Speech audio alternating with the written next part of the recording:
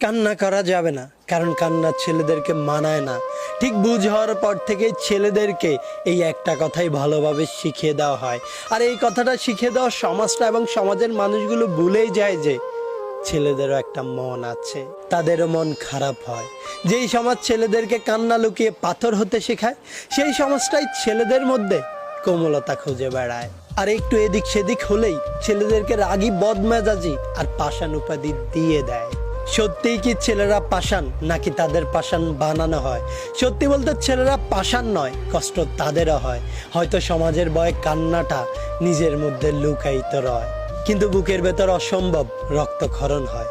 ছেলেদেরকে বোঝা এত সহজ নয়।